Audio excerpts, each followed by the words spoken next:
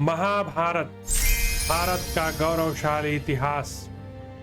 हम कथा सुनाते पांडव सकल महान की। यह महाभारत है पुण्य कथा श्री भगवान की। जम्बू दीपे भरतखंडे आर्यावर्ते भारतवर्षे एक नगरी है विख्यात हस्तिनापुर नाम की। यह जन्मभूमि है पांडव सकल महान की। यह महाभारत है पुण्य कथा श्री भगवान की।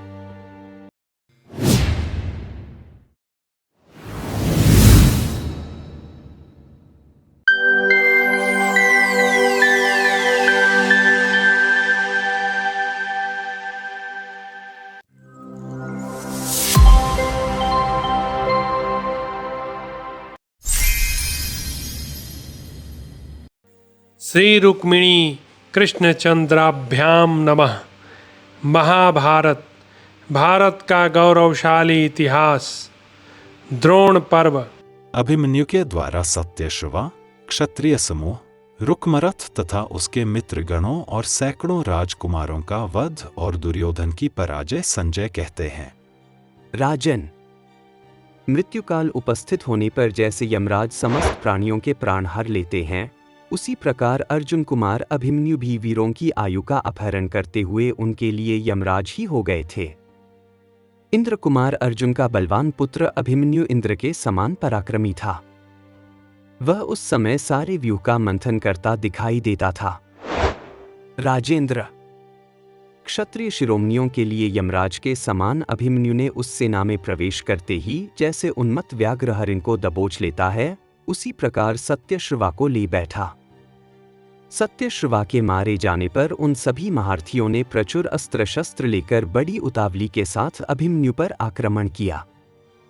वे सभी क्षत्रिय शिरोमणि पहले मैं इस प्रकार परस्पर होड़ लगाते हुए अर्जुन कुमार को मार डालने की इच्छा से आगे बढ़े। उस समय धावा करने वाले क्षत्रियों की उन आगे बढ़ती हुई सेनाओं को अभिमन्यु ने उसी प्रकार काल का ग्रास बना लिया, जैसे महासागर में तिमी नामक महामत्स्य छोटे छोटे मत्स्यों को निगल जाता है। युद्ध से भागने वाले जो कोई शूरवीर उस स्वयं अभिमन्यु के पास गए, वे फिर नहीं लौटे। जैसे समुद्र में मिली हुई नदियां फिर वहां से लौट नहीं पाती हैं। जिसका समुद्र में मार्ग भूल गया हो, जो वायु के वेग से भयाक्रांत हो रही हो तथा जिसे किसी बहुत बड़े ग्रह ने पकड़ लिया हो, ऐसी नौका जैसे डगमगाने लगती है, उसी प्रकार वह सेना अभिमन्यु के भय से कांप रही थी।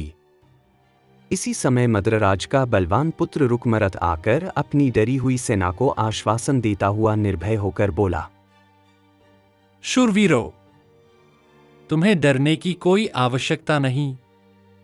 यह अभिमन्यु मेरे रहते कुछ भी नहीं है। मैं अभी इसे जीते जी पकड़ लूंगा, इसमें संशय नहीं है। ऐसा कहकर पराक्रमी रुक्मरथ सुंदर सजस जाए तेजस्वी रथ पर आरूढ़ हो सुभद्रा कुमार अभिमन्यु की ओर दौड़ा। उसने अभिमन्यु की छाती में 3 बाण मारकर सिंहनाद किया। फिर 3 बाण दाहिनी और 3 तीखे बाण बाईं भुजा में मारे। तब अर्जुन कुमार ने रुक्मर्थ का धनुष काटकर उसकी बाईं दाईं भुजाओं को तथा सुंदर नेत्र एवं भौहों से सुशोभित मस्तक को भी तुरंत ही पृथ्वी पर काट गिराया।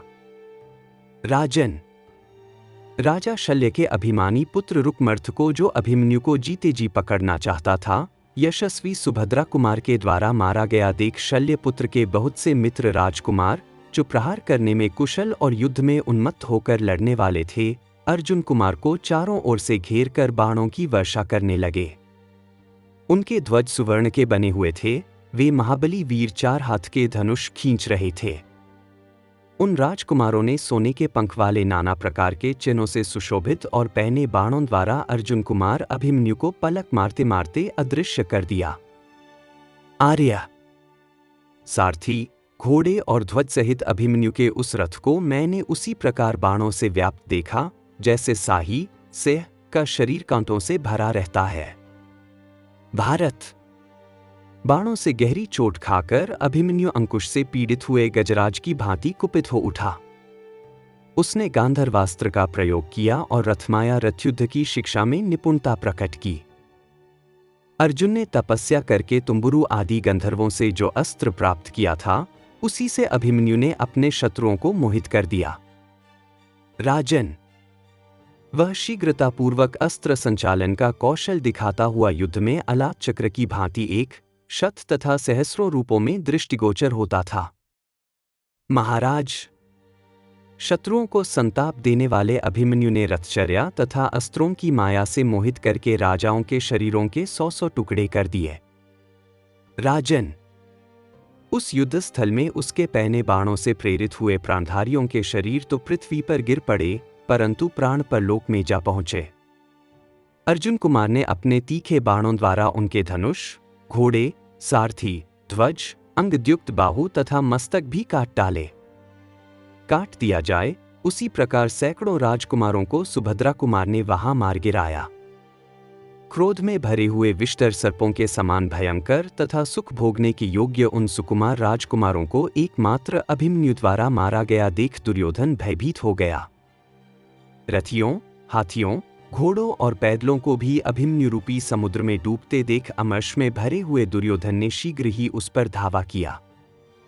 उन दोनों में एक क्षण तक अधूरा सा युद्ध हुआ।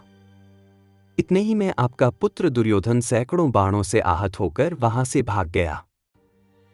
इस प्रकार श्री महाभारत द्रोण पर्व के अंतर्गत अभिमन्यु वध पर्व में दुर्योधन की पराजय विषयक 45वां अध्याय पूरा हुआ।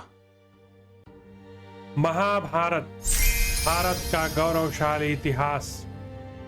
हम कथा सुनाते पांडव सकल महान की, यह महाभारत है पुण्य कथा श्री भगवान की।